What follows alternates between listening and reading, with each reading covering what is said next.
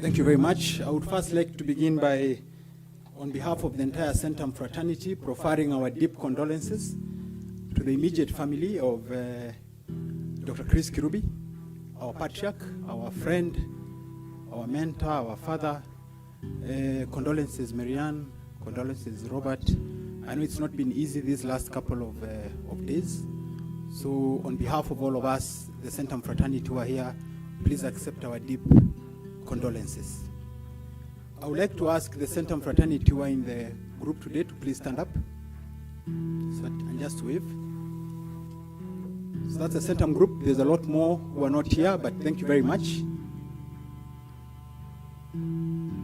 There are many people in the room who we've worked with in the past and who I know are shocked by the news of Chris's passing. For those of you who know Chris, we all know he was a force of nature, and he bent reality to his will.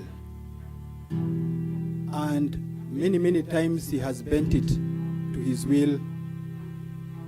And if it was any other man, would have had this function maybe 3-4 years ago. But Chris was a great man, and he fought valiantly to the end. And so we are here to celebrate his life, to celebrate what he achieved, to celebrate he stood for life, he stood for positivity. So today I'll not speak much about death. In fact, Chris is not a man who liked speaking about death. I recall a few years ago we had an investment opportunity to invest in a cemetery. And it was a wonderful one. And we secured approvals from every member of the investment committee. These approvals were by circularization. But then I got a note from Chris, and he said he's not interested in participating in the business of death, no matter how lucrative.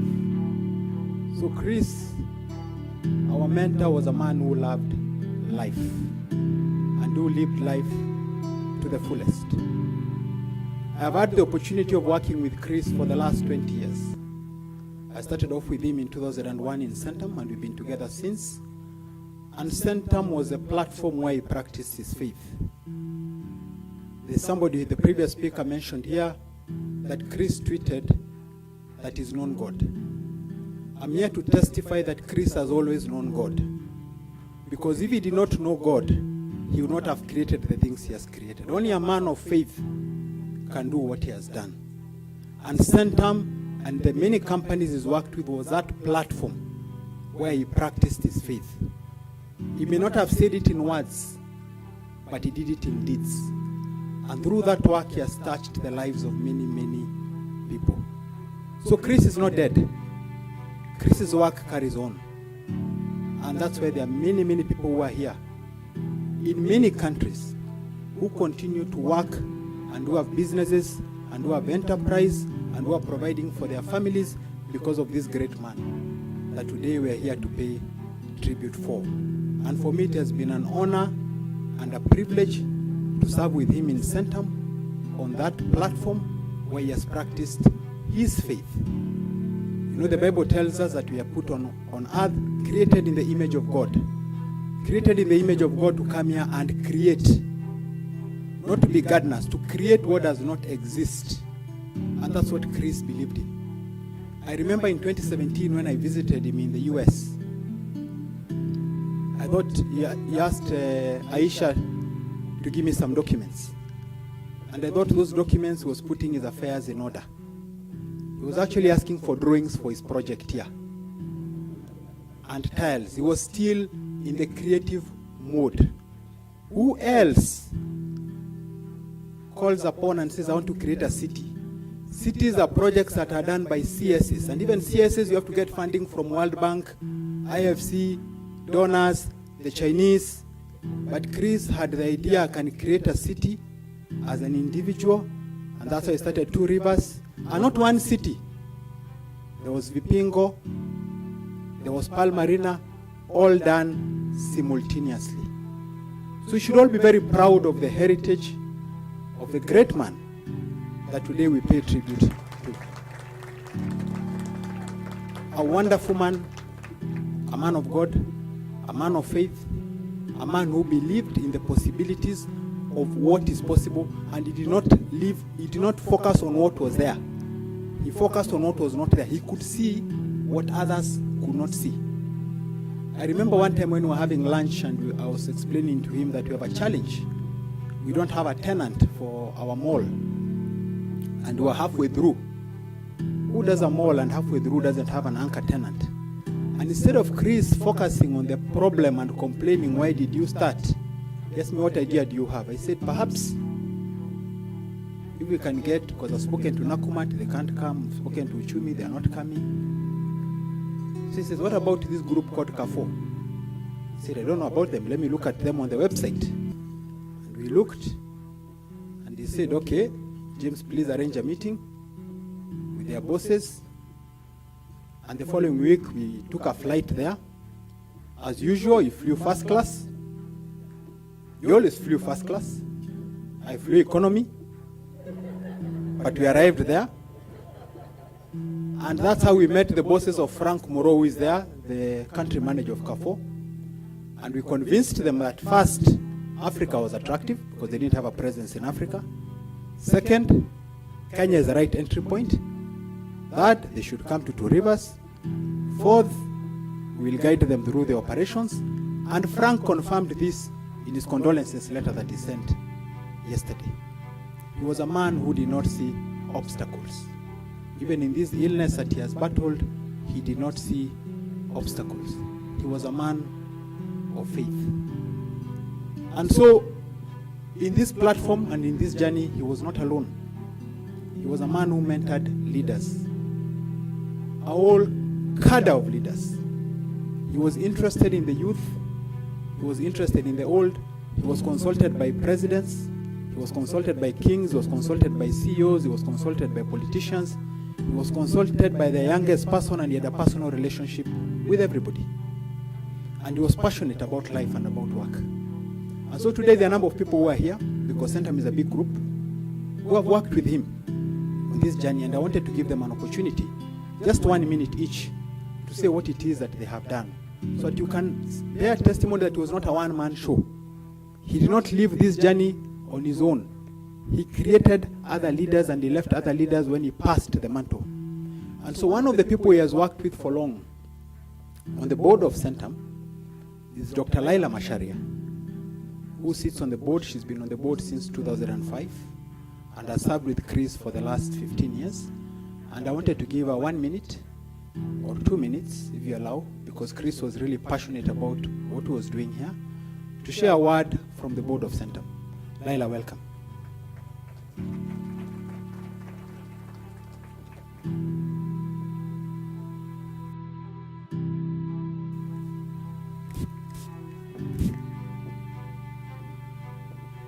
So Robert, Mary, Andrew, the children, family and friends, on behalf of Centum, the board, the management and the staff, we offer our sincere sympathy and solidarity. To encourage you, let me share a little bit about what Chairman meant to us. I know in the days that have passed and in the days ahead, we'll hear a lot about the companies that he built and all the different groups he was involved in. And we know all that and we celebrate all that. We'll also hear that he was a friend, a mentor, and a patriarch. And we all have experienced that personally. But for us as the Centum family, and for me, I would like to share that he was also a benchmark and a pace setter. So the value you see created, he was behind encouraging us and challenging us to accomplish everything that we've accomplished. Like all of us, he had his challenges, but his strengths, his contribution was exemplary and extraordinary. For me, he represents the genuine entrepreneur who risked much to learn much and to earn much. For us, he was that man in the arena that Roosevelt speaks about. And I'll just remind you of those words, especially with some of what we're seeing out there right now. It is not the critic who counts, not the man who points out how the strong man stumbles, or where the doer of deeds could have done them better. The credit belongs to the man who is actually in the arena, whose face is marred by dust and sweat and blood, who strives valiantly, who errs and comes short again and again, because there is no effort without error and shortcoming, and who does actually strive to do the deeds, who knows great enthusiasms, the great devotions, who spends himself in a worthy cause, who at the best knows in the end the triumph of high achievement, and who at the worst, if he fails, he at least fails greatly, so that his place shall never be amongst those who are cold and timid, those cold and timid souls who neither know victory nor defeat. For me, for us at Centum, for Kenya and for Africa, Chris represented what we can be if we would just believe and then dare and refuse to settle. Chairman, you remain a shining light, and we commit to carry on. May we be as faithful, as passionate, and as brave as you. Go with our blessing, and thank you. Thank you very much, Laila, for that message. The next person I'd like to ask to say something brief is James Rueda. James Rueda is a chairman of Centum Real Estate, and chairman personally spoke to him and asked him to chair that board. Chairman was a man who believed in strong corporate governance, and that business also led by the MD called Sam Kariuki. Sam, you can just stand and wave. So all those projects you see under Centum Real Estate that continue to be created every day, that responsibility was left with James Rueda to carry on with that particular business. James, please, the floor is yours. Thank you very much, James, Robert, Ryan, and the family, friends, stakeholders. Our condolences, particularly from the board. I received the news of the demise of my friend CK, as we fraternally used to call him, with shock and dilapidation, and knowing who he has been to the entire Centum family. But then again, I also said, isn't this our destiny? Isn't this what we are all heading to? It's an issue of how we go. I remember he once told me, James, it's not how you fall or where you fall. It's how you wake up and how you dust up and how you go. And when he requested me to join the board, James was sent to me, and I said, it's a challenge, and it's a challenge I will take with both hands, boldly. And when I sat in the board and said, James, you're not just going to be in the board, you're also going to chair this board. I said, wow, what an enormous task this is going to be. But then again, he also gave me a big team, a huge team. And you've seen some of them. And many of my friends here and some of my colleagues in the board are here with us. So, Robert, Miriam, all the stakeholders, this board and this team will deliver. He would come to the board, and Sam here, who is our MD, would point a finger to Sam and say, Sam, are we receiving a dividend? Where is the dividend for the shareholders? He used to fight for the shareholders in that board. And every time that he would open his mouth to speak to us, he would say, board members, we are here to add value. We are here to create and to impact positively. What are you going to do to deliver to the stakeholders? And that for me became a mantra, became something to live with and something to work with. Just heard from Dr. Aira, who we are in the board together. And I know what she's actually said is what we share, all of us. For us, we have lost an icon. And it's not just Centum. This country has lost an icon. A person who was passionate about the values, the economic, social fabric of this nation and the people of this country. And for that matter, the region. And Africa for that matter. You can see he didn't stop at Uchumi, he didn't stop at Fukafu. Nakumat. He went all the way to get perhaps the best for that for Two Rivers. He would come to the board and say, look, we've got 100 acres here. What are we going to do with it? He never sat back, and I know, James, you are driven. He always kept on asking, what is it that we are going to do? Which is the next project? Between the period that the restructuring of Two Rivers development company, investment company has actually taken place, we have about 9 major projects going on simultaneously with nearly an approved budget upwards of 20 billion Kenyan shillings. Who in this state, when all of us are complaining about a downturn in economics, the downturn in the economy, who puts that type of money? But James, I remember what he told you. It is this time that we need to put in this. We need to hit the market. 10,000 acres of Ipingo land in Mombasa. Those of you who've always been passing that route going to Malindi know it's always been Sisal. 10,000 acres of land. If you go down there, Ken Bae, who is our MD of Ipingo Development, has done a marvelous job. You go in there and you find an agro business, you find commercial enterprise, you find an industrial park coming up, you find agro businesses that will act, and huge residential units that are affordable. And that is a mantra with which he asked us to live in. He asked us to change things. He asked us to see the impact we can actually make, add value. If you cannot add value, then you don't need to be in there. So for us at Centum, for us at Centum Rio Estate, we've taken it upon ourselves to ensure that those projects that have been commissioned, those that he was very passionate about, will be done within budget and delivered to the people who have actually have faith in us, in buying in us, with us. And therefore, from all of us, and I know I speak for my board members and the various subsidiary companies, again, we offer our condolences to yourselves. And we shall do what needs to be done, because that is what Chris would expect us to do. Thank you, and may he fare thee well. God bless.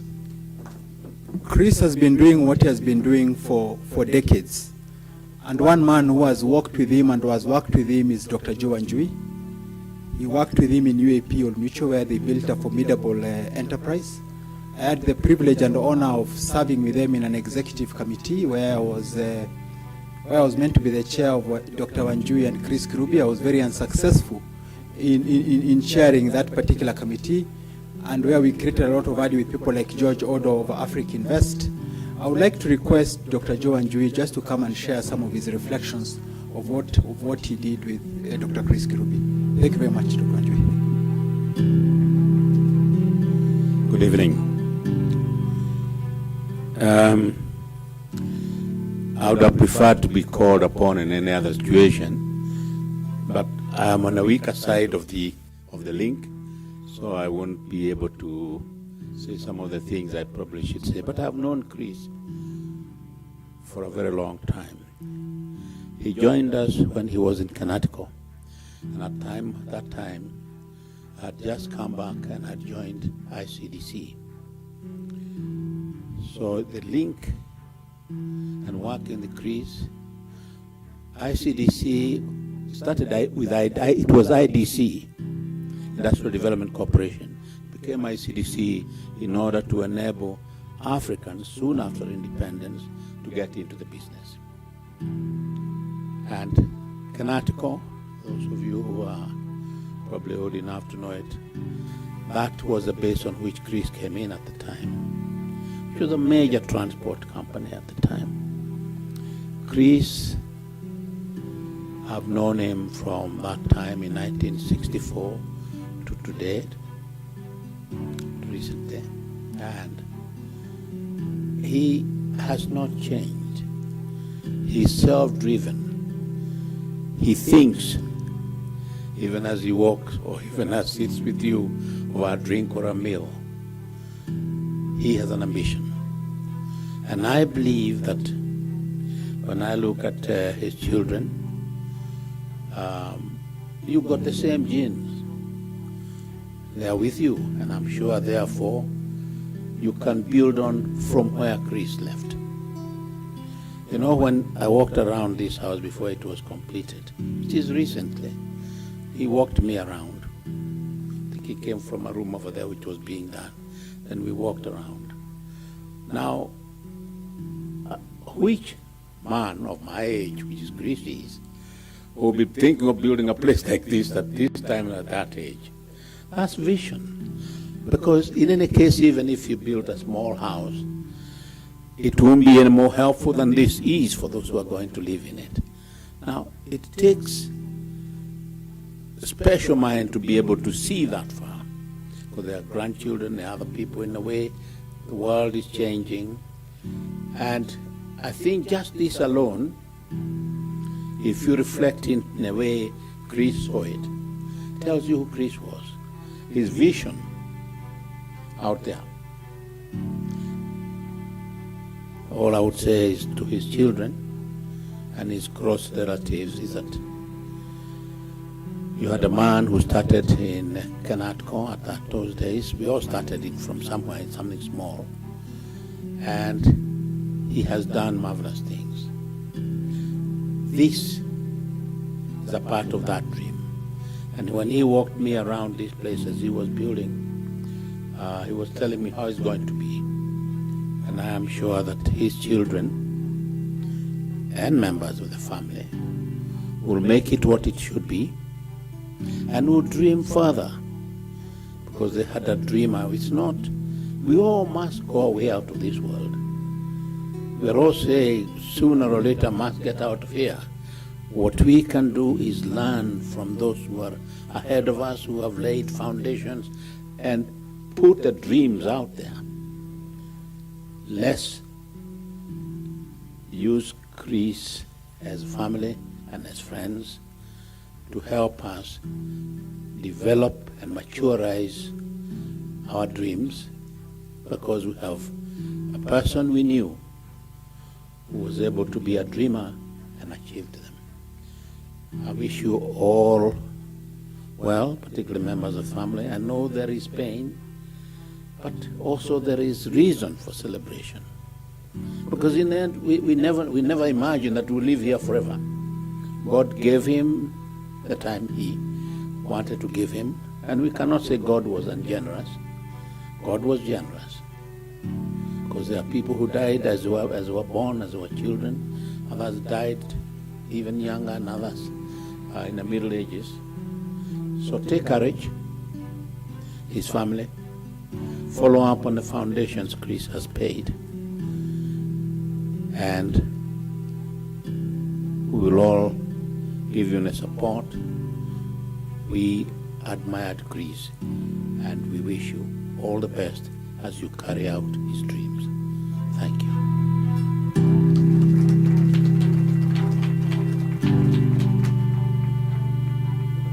Thank you very much, Joe, for those wonderful words of wisdom and encouragement and really enlightenment. Chris, was an empire builder, and he's built many formidable enterprises. And one of the enterprises he's been involved with for a long time is a Coca-Cola business in this country. And when he got into the business, he had a vision of having one consolidated entity for the Coca-Cola business. And in 2019, we successfully exited that business at a transaction value just short of 20 billion shillings. And these are the quantum of transactions that are typically done by international organizations and foreign investors.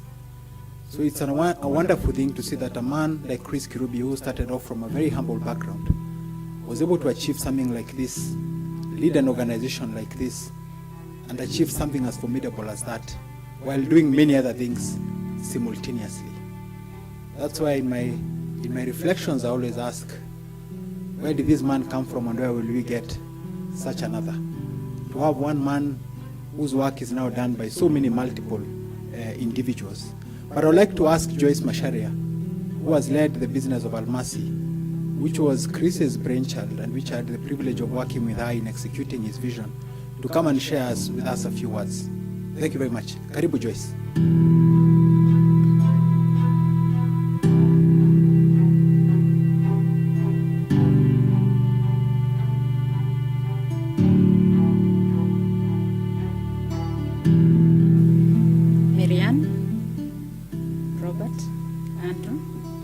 and your family, and all the great friends of Chris. Good evening. How do you pass a word of condolence to a friend you have known for this long and very closely? As James have said, Chris, I came to know Chris when I was working in One Kenya Bottlers and still very low in the ladder of management. And how I knew him, it's because he was interested in the businesses that we were running at that time, and he believed that he needed to share the vision he had, the bigger vision he had, and for us to be able to understand the direction so that even as we work, we'll be able to be guided by what he said. But I couldn't understand, because he was very high up, how he would come solo to speak to us and to share with us the great vision. But as days went by and we continuously worked together, I came to understand that he had such a special heart for business enterprises. And I also came to understand that he was very, very passionate about the enterprise he had built in the Coca-Cola system, and specifically for the 3 bottlers, which was that time Kisii Bottlers, Mount Kenya Bottlers, and Rift Valley Bottlers. He was a big investor in those particular businesses. And when he shared his vision and how he was seeing the bigger value in terms of consolidating the businesses, it was very clear that he could see what we could not be able to see, but he helped us to see and understand. For me, I am humbled to the responsibility that he gave me, the opportunity to be part and parcel of that business, creating what we created in that business, like James has shared, a multi-billion company. And every time he talked to me, he always reminded me on the end game where we were going.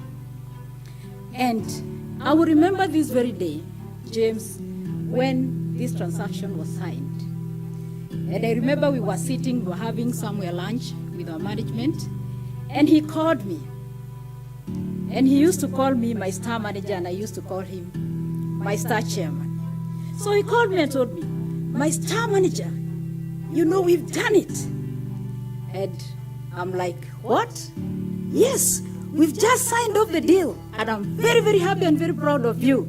Where are you? I told him, we're having lunch with my team here. Can you put the speakerphone so that I can talk to them? That is how great that our chairman was. Personally, he was a friend to me, a mentor, and very close to my heart. When he started having challenges with his health, we visited him here variously, and every time he told me, Joyce, don't leave without praying for me. And we held hands and prayed, and from where I sat, I believed that we have overcome the battle, and he was going to live and live forever. Because, like James said, how does a chairman like Chris, who have created so much, influenced so many people depend on them? If I look at our organization, we are basically a 4,000 plus employees, all depending on the enterprise he has built with his own heart and his own vision and his own mind. And therefore today, I will say, my star chairman, there are no goodbyes. Wherever you are, you know that you're watching us, and you're going to live forever in our hearts. And for the family, I know that the Lord God Almighty is going to visit you, will be visiting you to strengthen you. And your dad believed so much in you Marianne, your father talked to me about you so much. The love she had for you, the belief she had for you, and you know you're my sister, and we are going to be there for your to support you. But your dad has gone nowhere. He'll be with you, he'll be with us, because he has influenced all of us in the various ways that we have interacted him. And therefore, at this particular moment, I pray that the peace of God that passes all understanding will encamp around you and your family to strengthen you, because that's what your dad believed in you. She knew you're a strong woman, and she told me, I want my daughter to be as strong as you. And wherever he is, he's looking at you, and he knows that you're gonna make it. So thank you so much, and may God bless you.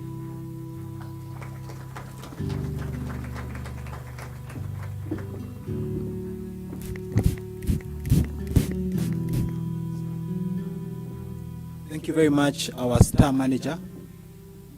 As you can see, Chris Kirubi was already compliant with the Constitution on the gender issue. 50% of the speakers have called of the fair gender, and because of time, I cannot call more people. But to just give you a sense of the impact Chris has had, we can have 20 more speeches like those from different organizations where there's been significant impact and where Chris Kirubi has been involved.